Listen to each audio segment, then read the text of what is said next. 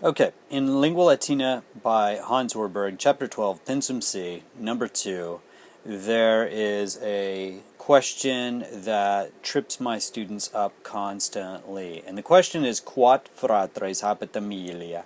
Quat fratres habet Amelia? It means, how many brothers does Amelia have? Quat, by the way, is where we get the English word quotient, which is the answer in a division problem. And usually in a division problem, that's what you say, like, how many times will 25 go into 100, right? And the answer is the quotient. So now you will never miss another division problem again because you watched this video. So what's the answer to every division problem? The quotient is the answer. Fratres is where we get the English word fraternity. So a brotherhood, basically.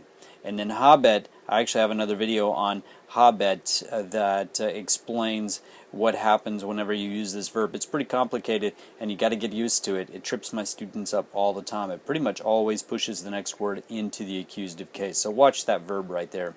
So the question again, quat fratres habet Amelia? How many brothers does Amelia have? There's really two ways to answer this. Amelia is a character in this book in Lingua Latina, and she does have a brother. Her brother's name is Emilius. He's a soldier in Germany, and in chapter 12 we're kind of learning about him. So this sentence in English, if we parse it and diagram it, is Amelia, subject of the sentence, nominative case. She has, that's a verb. What does she have? She has a brother. Direct object. I always put a direct object in boxes like that. Accusative case. How many brothers does she have? She's just got one brother. That's an adjective. I always use arrows for adjectives, and it's also in the accusative case. She's just got one brother. So if we diagram this, we would have a very simple diagram. Amelia, I'm just going to abbreviate her name there, has what? She has a brother, right? How many brothers? Just one. So in Latin, this would be, and I'm going to use English word order here, Amelia habet unum fratrem.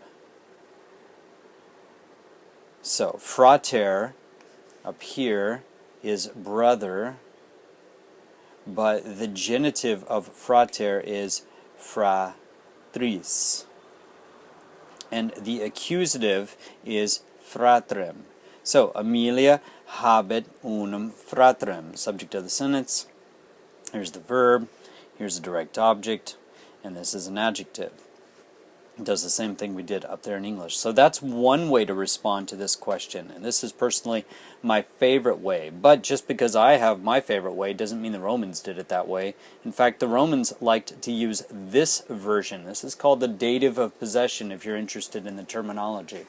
So, another way to answer this question is, to Amelia there is one brother.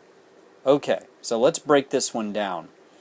There in English is an expletive, which basically means extra. We're actually going to eliminate it. So, brother is to Amelia is how we're going to go with this. Brother is the subject of the sentence. It's nominative. How many brothers? Just one. But it's also in the nominative case because it's the subject of the sentence. The verb is. It's a state of being verb because it's saying that one brother exists for Amelia. To is a preposition.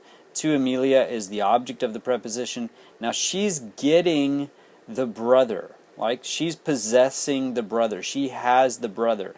It's actually in the dative case, and this is where we get the term dative of possession.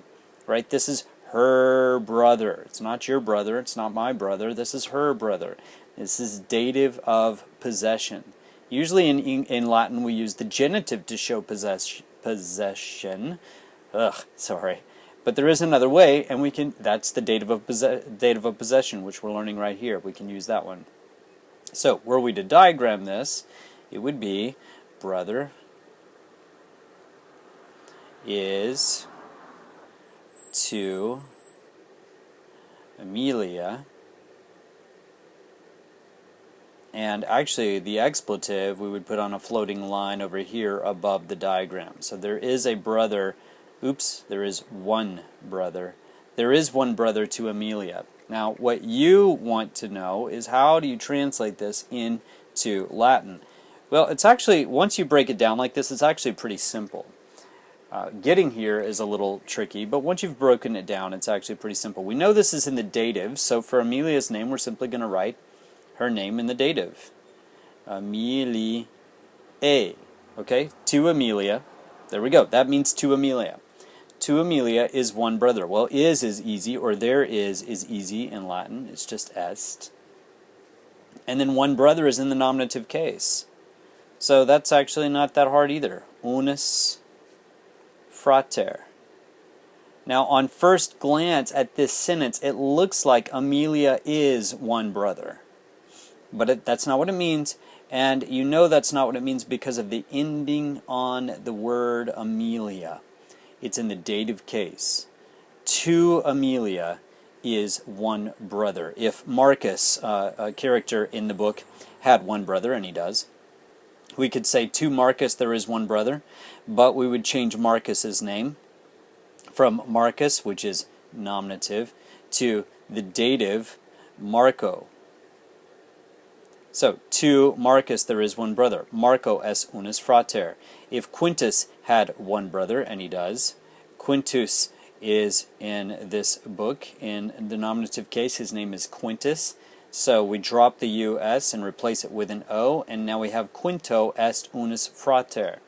To Quintus there is one brother. Okay, I hope that makes sense. I hope that helps. Of course, if it doesn't, you can always contact me at dwanethomas.com, ask some questions there. Don't forget to subscribe to my YouTube channel below, and if you want to read my book where I give away all the secrets that I've learned over 20 years of studying Latin, then check out Via. All you got to do is click right there on that little tab, and you're good to go. It'll take you right to it. Take care, guys. I hope you have an excellent day.